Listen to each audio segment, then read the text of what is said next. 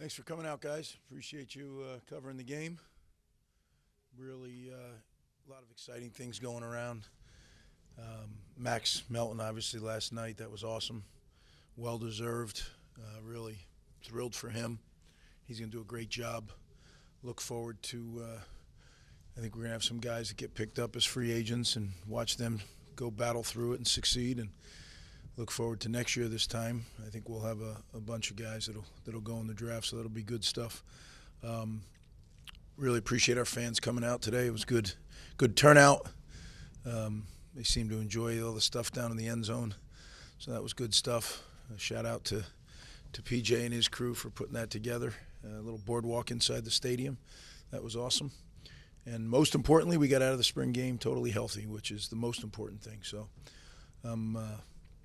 it was really a good spring. We made progress. We have a long way to go. So can't wait for these guys to finish up final exams now this week and a little bit of next, and then they get a break.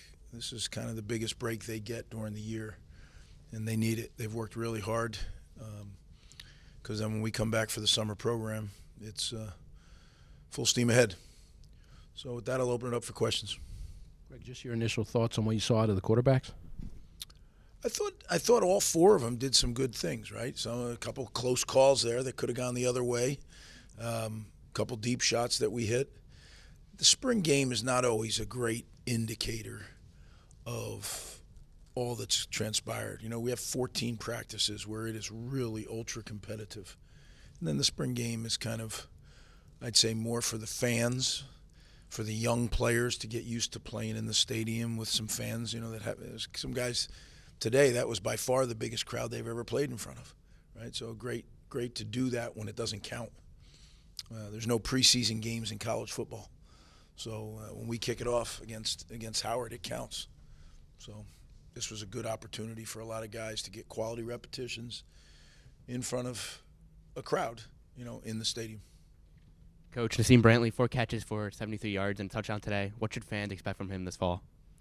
Well, he's working really hard. He's in a room that's all of a sudden become a pretty deep room. We have a lot of talented receivers at all different ages, and Nassim is one of those. So it's going to be tremendous competition when we get into summer training and into training camp. And, you know, the way it works around here, guys who give you the best chance to win, they're going to be the guys that are out there, and the next group will be the next group out there. So I look forward to it. The cream will rise to the top, I'm sure. Just what do you see from Ethan Kaliakmanis all spring as he kind of got, assimilated into the program, picked back up with Kirk? I mean, I guess kind of what do you see from start to finish? Yeah, I think Ethan has blended very well. Now, he has a head start in the fact that he knows our system. There's some vocabulary things that were different, but not extremely. That can be achieved in a month, a couple weeks really. But what he needed to do was get back on the same page with Kirk and learning exactly what Kirk wants done. You know, you can call a play the same thing, and you can draw it the same on paper, but coaching is those finer points, those anticipatory points, those things that get you ready to make the play.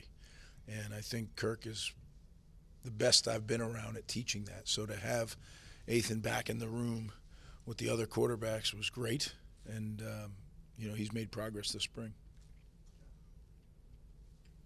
I wanted to ask, Ed Guerrier, he did a lot of the carrying today, 11 carries, 63 in a tud. Are you setting up, or can we expect, throughout the season for that 1-2 punch with him and Mononga? Oh, I think you might be getting ahead of yourself on that one, right? I think that 1-2 punch, we're going to see Kyle and Sam, and then let's not forget about, Benji.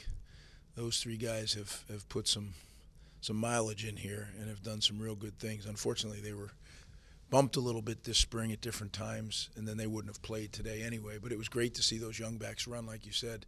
And Ed's going to be a real fine back.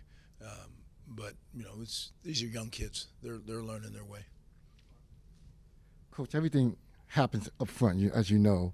But could you talk about the offensive line getting on the second level and the running backs getting on the track? Well, I think our O-line continues to improve. Coach Flaherty and his staff are doing a great job of just fundamentally developing our team and our offensive line.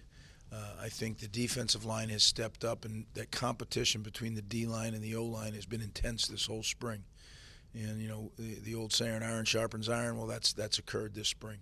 So we've really gotten better. We still have a long way to go, but now you have some guys that have done it before. You know, we got some 1,000 and 2,000 play club guys that have done it in games and won games. So now that should give them confidence to go out and be a unit that plays together. Obviously, the quarterback competition's been at the forefront of everyone's mind this spring. Would you say that either quarterback pulled ahead at all or did something that impressed you, specifically about Ethan and Gavin? There's been different times, different things have occurred for sure. I'm not going to get into it. You know, when I finally make the announcement who it is, then everyone will know. But until then, it'll just be what it is. It's a competition. I like all four of our quarterbacks. I think they're all in their own way improving. And it's just going to be a matter of making a decision who gives us the best chance to win. The who and the when, I don't know. I'll let you know. As soon as I know, that's not true. I'll let you know when I let you know. How's that? Yeah, like I said, I'll let you know when I know.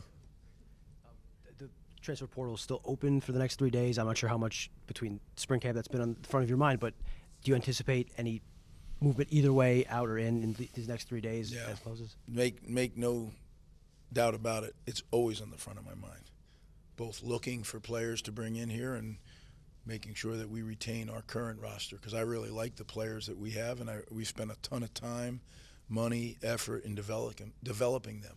So, yeah, it's college football. I mean, those are the challenges you face. So, yeah, it's on my mind for sure, and it always is. Your spring awards, Kobe and Al Shadi, what went into naming each of those players most improved on each side of the ball? Well, they improved. Yeah, I mean, we had, as I told them after the scrimmage we met at midfield, I said, it may have been the hardest since we've been back, the hardest year to name the most improved. Because on each side of the ball, there was 3 or 4 guys that we felt it could have been. So then the arguments begin. You know, and I love that because then I see their position coaches fighting for them, and it really makes me see what they value from that player. But at the end of the day, I have to make that decision, and I think that although there could have been several for each side of the ball, I think the guys that, you know, Kobe and Al Shadi just embraced what they needed to embrace to improve and did it on a consistent basis. And then Timmy Ward, you know, winning the mental and physical toughness award. I mean, I guess he could have won it any year he was here, right? Like, the guy is as tough as they come. He's overcome cancer. Was an equipment manager for 18. How many of us would have stuck it out as an equipment manager and kept going? You know, went through the tryout and didn't get on the team, went through the tryout a second time. We were talking about one of the most mentally tough people in this building. And to see what he's done and now is looked at as a leader on our special teams, that's really cool. Really cool. I liked how you opened up the broadcast today saying, we're going to have fun, but I'm also excited to see Air Shiraka. That was an interesting line. Was there a concerted effort to open up, throw the ball down the field a little bit today? Because it seemed like you guys took some deep shots. That was a little... There was a concerted effort to get out of the game healthy. So when you throw, there's less chance of getting injured than when you run. So we made a conscious decision that the ball was going to go in the air more. I mean, you can't throw it every down or it'd be a 7-on-7, right? But we wanted to throw the ball to protect our players. And, you know, we had a great spring. And the guys battled away, and it was physical, like really physical, old school. Like last time we were here, it was old school, physical spring. And we just didn't want to blow it here in that final day. And, you know, fans like to see that anyway, right? I mean, a lot of people say, let's do that every down. So I thought it was good all around, and it kind of went with the whole, you know, Ferris wheel in the end zone concept. Let it rip, and it was fun. Guys, again, I appreciate you covering us this spring. And as always, coming out and doing what you do, it really promotes our program and is important to the development of our program. So I do appreciate it. Thanks.